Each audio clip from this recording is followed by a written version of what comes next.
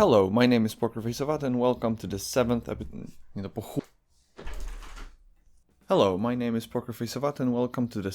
episode of This Week in Speedrunning. Let's take a look at all the speedrunning news from this week. Let's start with two quick follow-ups to the previous episode. Firstly, last week I mentioned that the barrier of 24 minutes was finally broken in Oblivion in the no out of bounds category. Elongated Musket Gun managed to beat Sandy X's world record, then make a couple of his own, and finally land on a time of 23 minutes and 55 seconds without loads. That was a result of some new findings happening in the game. Well, this week Sandy X took the world record back with a time of 23:46. Secondly, last week I explained the ways of the any percent category for Jak and Daxter the Precursor Legacy, why it's not very popular and insanely hard. Back then the world record was held by Sir Jasbury with a 16:23, with some recent activity from Outrageous Josh as well.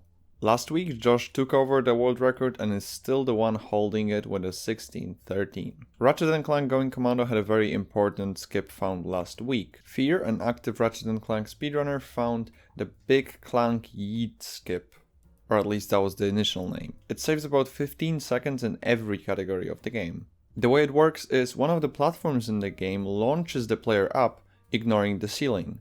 Then, one can get behind the door that usually takes 15 seconds to open. Bear in mind that this skip's significance lies in the fact that it can be used in the NG Plus category, which is less than 8 minutes long. The discovery allowed Fear to beat his own world record, which he previously described as the best run of his life, having grinded it about a month ago. It also allowed Insomniac to hold the second ever sub 8 minute time, right behind Fear. Congrats to both of them, and we hopefully will see more runs utilizing the skip in the future. Last week we've seen the final match of the GTA 5 Trevor Percent category tournament. The tourney lasted from March up until now. It isn't a long time, seeing as the tourney had as many as 78 participants. In burhac's opinion, everything went pretty much according to plan and they played all the matches smoothly. There were some scheduling issues and slowdowns, but that stuff is just inevitable. He told me he was very thankful to everyone who helped him with it, namely Relo, commentators and restreamers. All in all, considering this is the first time something like this happened, it was really solid. The community funded prize pool reached $1,900 and 45% of it, which is $855, went to the winner. As for the grand finals, it had a form of a best of 5 match between szau and burhac on burhac's channel. The final score was 3-0 for szau. Alright, and szau on the final drive now. I mean, not a lot that could go wrong apart from killing Lester. Might get cops, who knows? Technically, yeah, but just an a bit of a little hit. Almost. Yeah, that's it, I guess. Yeah. It's a 57-47 for Service. GG's. Yeah, GG's. Let's move him in. Yeah, burhac also made his way to the end. There he goes, 58-38-39 for him. Yeah. And there he is. Yeah, first of all, GG's to both of you. Yep. GG, so you're insane. I asked both runners about their thoughts on the match. Szau told me it was the first time he took part in something similar, so he was very nervous, and in the grind finals he was shaking throughout the first match. Burhac said it felt like it wasn't his day, and he didn't play well enough to beat szau, who he considers to be an incredible player with great consistency. Nonetheless, he is still happy with his results in the entire tournament. Congrats to everyone who took part in the tourney, and let's hope we see the next one soon.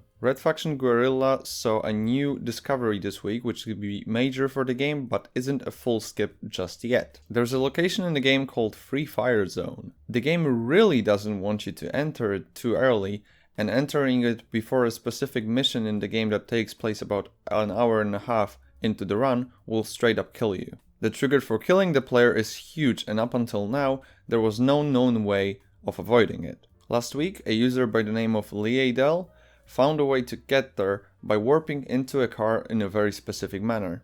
This could be done at the very beginning of the game. The only issue is it's not useful in runs just yet. See, sometimes accessing a late game area isn't everything, since the game might have not triggered what you need from the area yet. This is exactly what happened here, as the missions normally available in the zone aren't there in the beginning of the game yet. Either way, this discovery is hopeful and could probably be turned into a proper skip soon.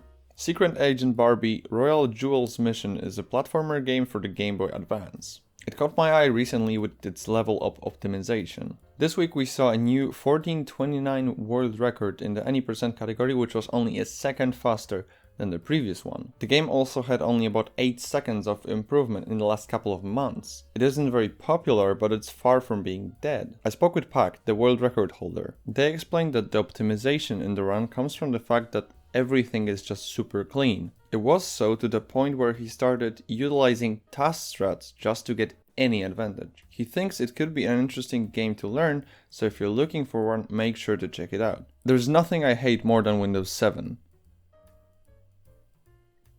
Okay, now that I think of it, I could probably come up with a few more. Anyway, if you're also a Windows 7 gracefulness denier, seems like I have a perfect category for you. Final Fantasy VIII recently had a new world record in the any percent no Windows 7 category by no one other than Windows. He got a time of 7 hours, 28 minutes and 55 seconds. Right away you might be wondering, why Windows 7 exactly? It turns out the game runs about a frame faster on Windows 7 than on any other system the community is aware of. And FF8 is one of the games where the FPS are actually connected to the internal game speed. The difference between the systems in an any percent run sums up to about 10 minutes. That's why the any percent no Windows 7 category exists, to make sure people can compete on a humane operating system as well.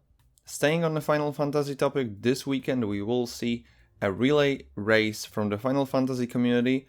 3 teams will race in 18 games total. This is the 6th edition of the relay, and it will take place on the RPG Limit Break Twitch channel. They're already live, so make sure to check them out if you're into Final Fantasy. Wrapping things up, as always, let's talk about marathons happening this weekend. Break the Record Live is live again with an event focused on Super Mario Sunshine this time. It starts today, that's the 28th of May, and will go on throughout the weekend. The total prize pool is $5,000 this time, with the winner taking $1,500 home. They will be live on ESA's Twitch channel, that's ESA Marathon.